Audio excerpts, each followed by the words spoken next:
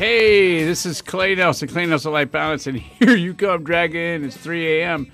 Boy, that could set you straight on what your life's direction is and how much heat you're going to get, huh?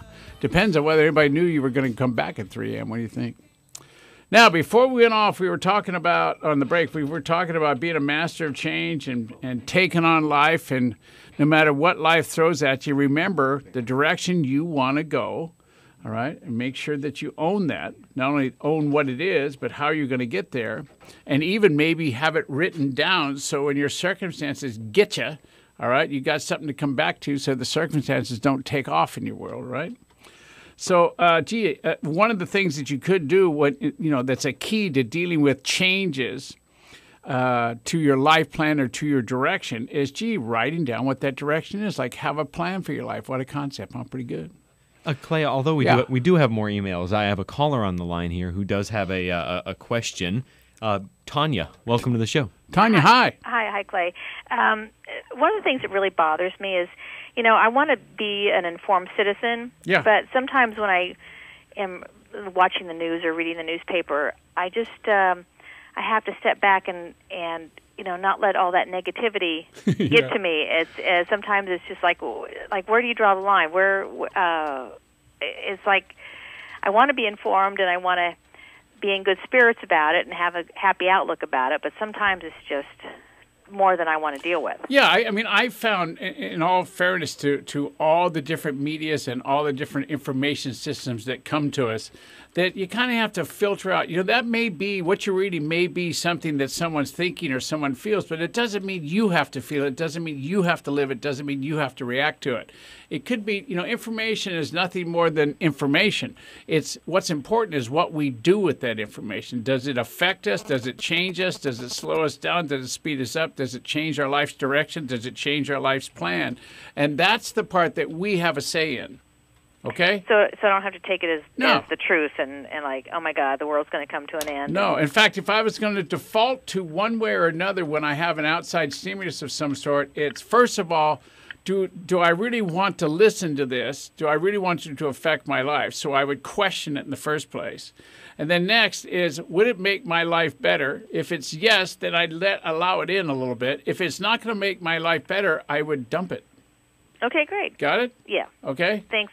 Yeah. Appreciate it. Yeah, being informed is okay as long as you don't react in a less than intelligent way about the information. Okay. All right? That's cool. Thanks. Good. Thanks for calling, Tanya. Thanks, Tanya. All right. Now, so we were just sneaking our way into, if we're the only ones that have a say in how our life turns out, and we have creative minds, and we have all kinds of input all day long, massive amounts of input, right? What do we do with that input? And how do we keep our life's direction clear? Well, we have a written plan. You write out, this is where I'm going. This is what I want to do either this week, this month, this year, or in my life. I have a plan for my business. I have a plan for my life. I have a plan for my health. I have a plan for my weight loss. I have a plan for my finances. I have a plan for all kinds of things, and I have it written down. And the reason for that is I don't want to store all that stuff in my head. I want my head to be a place that I can create things that I haven't thought of yet. So I write things down and I put it, in a log someplace, or I put it on a hard drive someplace, and I just let my mind just go out and create all kinds of good stuff. So now, being a master of change, recreating your life's direction when the circumstances of the world, your world, or someone else's world that's in your life changes your direction. Recreating that life direction is a lot easier if you have it written down. So the key here is write down what you want. So think about that. Write down what you want.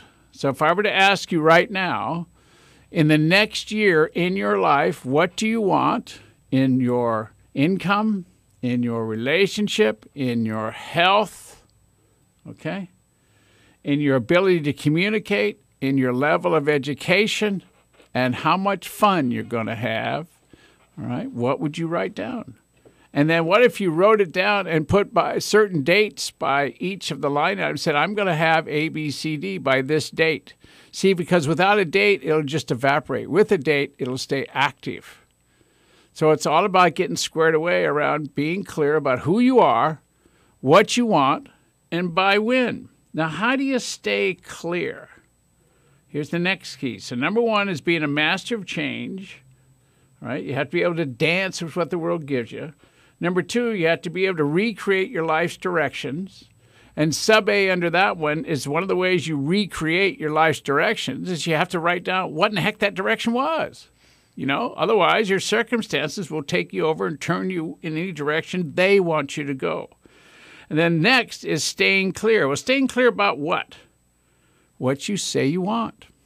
Think about that, okay? What you say you want. Now, I got to say something here. You know, when you are successful in life, as I have been, you get to a place in life where there's all kinds of opportunities, all right? So staying clear is not only, you know, it's survival side, but also the other side of it is what happens if you have more opportunities you ever thought of? And those opportunities, those possibilities, that excitement about the unknown could drag you away and change your direction. So one of the reasons for staying clear and having a written plan is for the negative side changing you and the positive side changing you. You have to really look at, do I want to do these things? Do I have to do these things?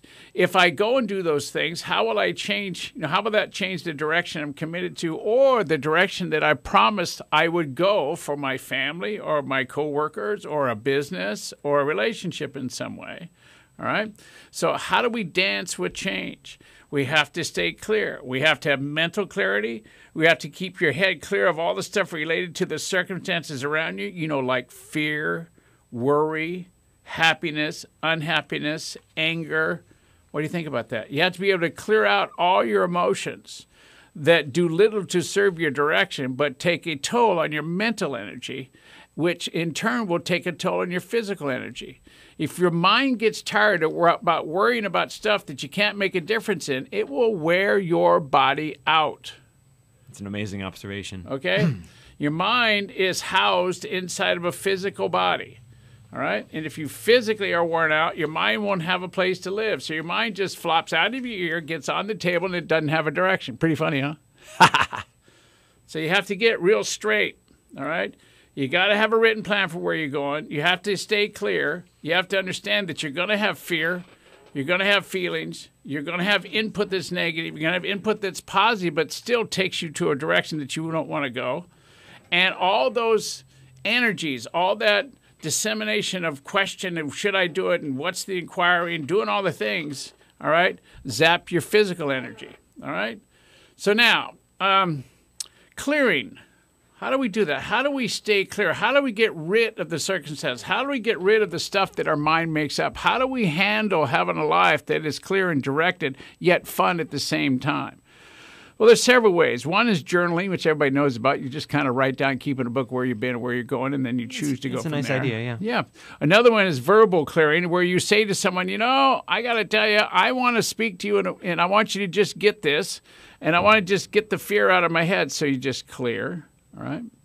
And you just speak it out to someone else, and they just get it. They don't coach you back. They just get it, and you just speak it. Or you have what I call trouble tree, and trouble tree is just a fence post, a doorknob, or a bush someplace where you leave your outside world outside before you walk in the house. And for all you folks that have troubled times at work or hard times at work, and you don't want to bring your work home and be, quite frankly, stressed out at home, just leave it outside your house on the trouble tree. Just give it up. I love that story. Yeah. All right. Or there's prayer. You can just pray it away. You notice the Lord doesn't have any problem with any of this stuff. Or there's meditation. You can just meditate and just get centered within yourself anytime you need to, which a lot of people do in town. A lot of people do. All right. Now, I'm going to go on a break now. When we get back, we're going to talk about purpose. We're going to have some more examples of clearing. We're going to have some more examples of what it takes to stay inside of the direction that we said we were going before the world took us over.